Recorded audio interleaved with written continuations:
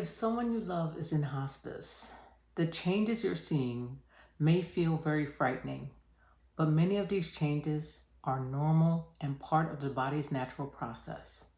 Today I'm going to explain 5 signs you may notice, and understanding them can replace fear with knowledge. Welcome to the Medicine Path. I'm a registered nurse working in hospice, and on this channel, we explore the intersection where compassionate modern medicine and ancient wisdom meet.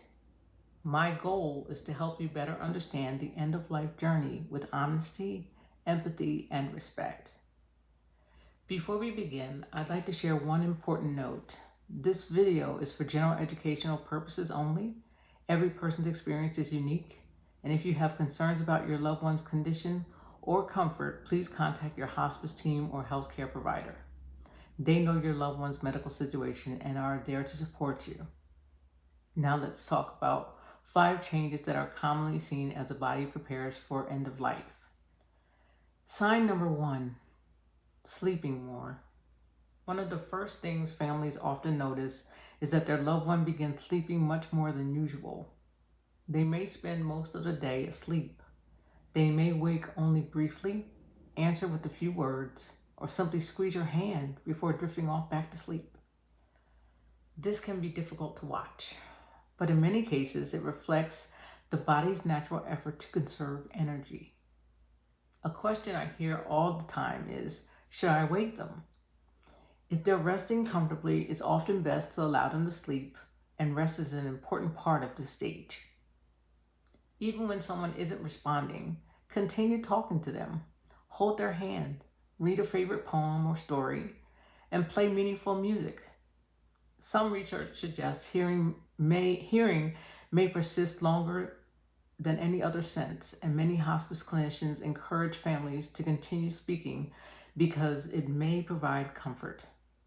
Never underestimate the power of simply being present. Sign number 2, eating and drinking less. This is one of the hardest changes for families. We naturally associate food with love.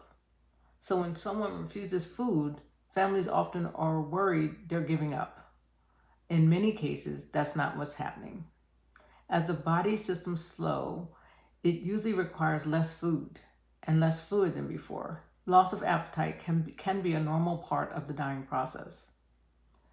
Rather than encouraging large meals, many hospice teams focus on comfort. Offer small sips, only if swallowing is safe. The nurses and hospice team will guide you with this. Keep the mouth moist and apply lip balm if needed. Gentle mouth care often provides far more comfort than trying to encourage someone to eat when their body is no longer asking for nourishment. Sign number 3, changes in breathing. Breathing patterns frequently change near the end of life.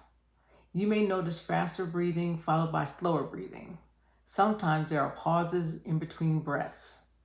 Families often find these changes frightening because they're unfamiliar. Many also hear a rattling sound, sometimes called the death rattle. This usually occurs because saliva and normal secretions collect in the throat.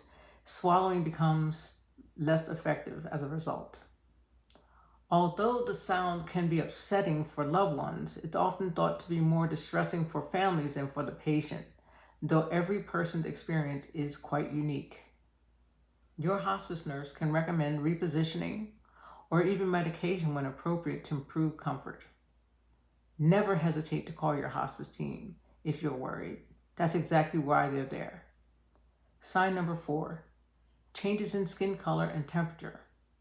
As circulation changes, the hands and feet become cooler. The skin may appear pale, bluish, or develop a blotchy pattern known as mottling.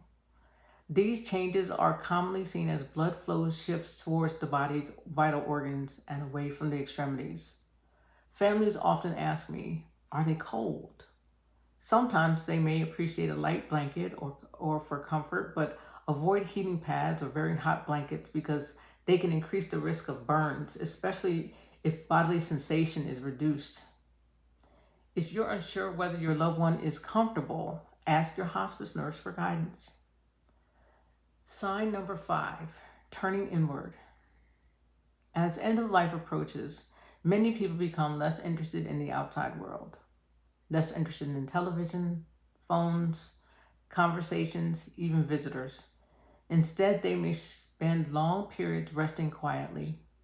Some people also speak about seeing loved ones who have already passed or describe meaningful dreams or visions. These experiences have been reported by many families, and hospice clinicians over the years have heard them. No one fully understands why they occur, and people interpret them through their own spiritual, cultural, and personal beliefs. Rather than correcting them or dismissing what your loved one is sharing with you, you may consider responding with curiosity and compassion. Something like, "Would you like to tell me about it?" That gentle invitation often creates a space where your loved one feels heard and supported. What matters most? After caring for many patients in hospice, I've learned something that surprises people. At the end of life, people rarely need us to have all the answers. They need us to be present, to hold their hand, to tell them that you love them, and to share your favorite memory. Sit quietly if words don't come. And sometimes the greatest gift we can offer isn't something we do, it's simply our presence. In closing, I'd like to say that end of life is one of life's most profound experiences, yet many families enter the season without knowing what to expect. Understanding these common changes can't erase the sadness of saying goodbye, but it can ease uncertainty and help you feel more prepared to support someone you love.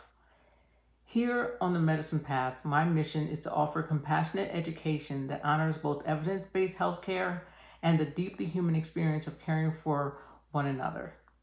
If this video brought comfort or helped you better understand the hospice journey, I'd be honored if you subscribe and share with someone who may need it.